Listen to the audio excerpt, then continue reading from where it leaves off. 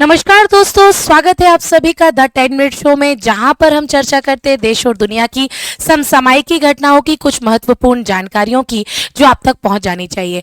दोस्तों, आज the 10 minute show में हम चर्चा करने वाले हैं मम्स यानी कंठमाला रोग के बारे में। हाल ही में राष्ट्रीय राजधानी क्षेत्र में, साउथ भारत में या फिर दक्षिण भारत में यह रोगों का प्रसार ज्यादातर देखने को मिला है। तो फिर इसके लिए हमें कुछ क्या क्या उपचार करने चाहिए, क्या क्या निरोधात्मक उपाय रखने चाहिए, इसको लेकर के हम आज की चर्चा लेकर आए हैं। अगर आप लोग इस सेशन यहाँ तक आ चुके हैं तो आप सभी की एक नैतिक दायित्व बनता है कि आप इस वीडियो को ज्यादा से ज्यादा शेयर कर सके, ताकि ऐसा वर्ग जो कि इस रोग के प्रभाव में आ सकता है या फिर आगे आने की संभावना है, उनको इस रोग के बारे में जागरूकता दी जा सके और बाकी सभी लोगों को एक आम जानकारी भी दी जा सके। अगर मैं थोड़ा सा इस सब्जेक्ट से हटकर बोलूं तो ऑब्वियस सी बात है कि हमारे आसपास जो घटनाएं होती हैं, जो रोगों का प्रसार होता है, कहीं ना कहीं हमारे परीक्षा में वो प्रश्न बनकर भी आ जाता है। तो हमारा ये सेशन आपके प्रतियोगी परीक्षा के लिए भी महत्वपूर्ण है, पर उससे ज्यादा एक जागरूकता के लिए भी महत्वपूर्ण हो सकता है। दोस्तों, मम्स डिसीज या फिर कंठमाला डिसीज या फिर गले में होने वाला यह रोग, संक्रमित रोग लगातार बढ़ता हुआ दिख रहा है। ऐसे में हमें चर्चा करनी है कि आखिरकार क्या कारण है, क्या क्या लक्षण दिखाई देते हैं, किस आयु वर्ग को ये हो रहा है, भारत के किन किन क्षेत्रों में इसका प्रसार ऑलरेडी हो चुका है और इसका टीकाकरण कैसे किया जा सकता है, और क्या कारण है कि भारत में यह लगातार बढ़ रहा है। इसके बारे में भी हम चर्चा आज की क्लास में करने वाले हैं। अगर आप लोग टेलीग्राम चैनल से नहीं जुड़े हैं तो आपका एक और नैतिक दायित्व बनता है कि आप लोग टेलीग्राम चैनल से जुड़ जाइए। हम चर्चा करते हैं इस मम्स रोग के बारे में। दोस्तों, राष्ट्रीय राजधानी क्षेत्रों के अस्पतालों में कंठमाला बीमारी के मरीजों की संख्या लगातार बढ़ती हुई दिख रही है। यह एक बहुत संक्रमण क्षेत्र या संक्रमित डिजीज है जो कि वायरल हो रहा है। रिपोर्ट के अनुसार पिछले 2 महीनों में अस्पतालों में कंठमाला के डिजीज के कारण 5 से 6 मामले सामने आ रहे हैं, और माना तो यह भी जा रहा है कि यह महामारी या फिर यह संक्रमण बीमारी कोविड महामारी के कारण टीकाकरण में जो गिरावट आई है, इसका एक स्पाइक या फिर इसका एक प्रमुख कारण हो सकता है।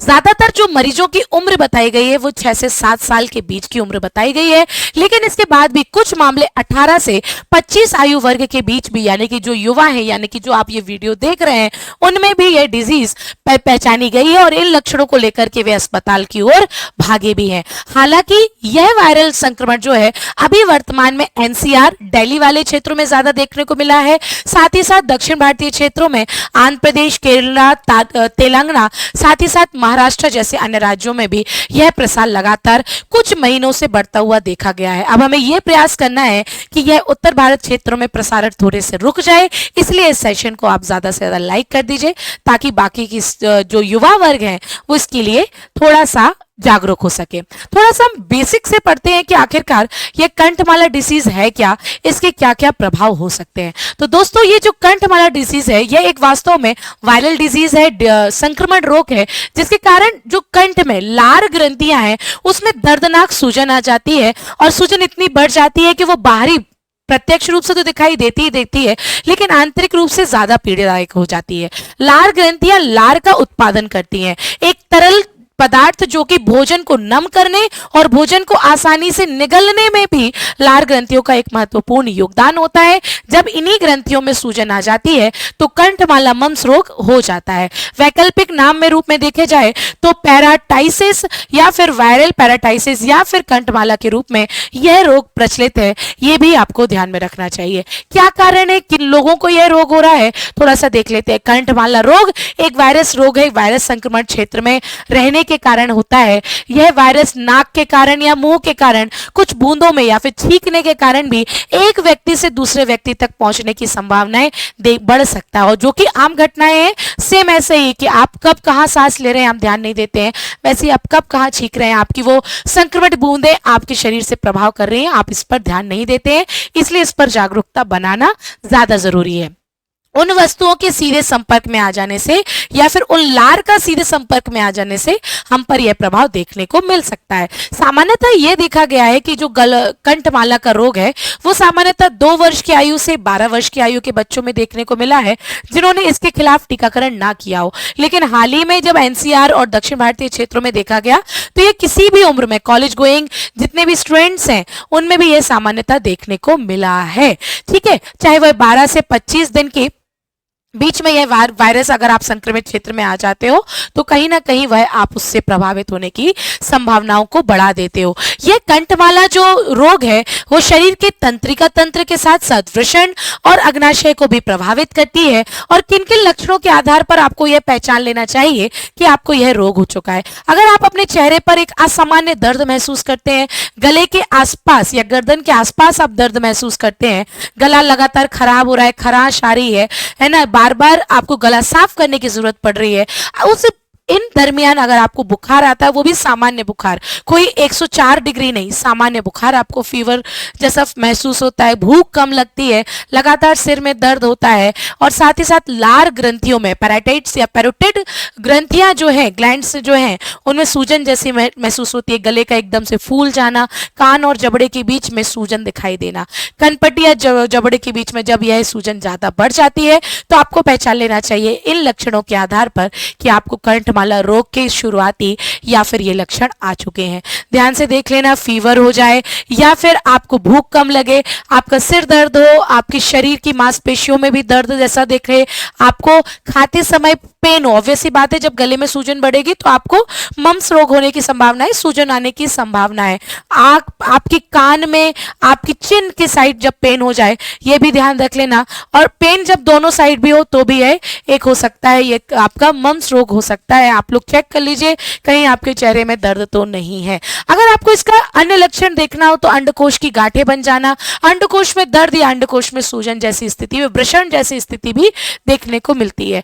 अगर आप चाहते हैं कि इसका परीक्षण किया जाए तो सबसे पहले जो स्वास्थ्य देखभाल प्रदाता यानी डॉक्टर्स हैं वो आपकी परीक्षण करेगा, स्वयं ना कर लेना कि हो गया दवाई खाली काम खत्म, ये जागरूकता बड़ी जरूरत है, ठीक है। और लक्षणों के बारे में पूछेगा, खासकर जब वह शुरुआती तौर पर हो तो आप उनको बिल्कुल बता सकते हो डॉक्टर्स को।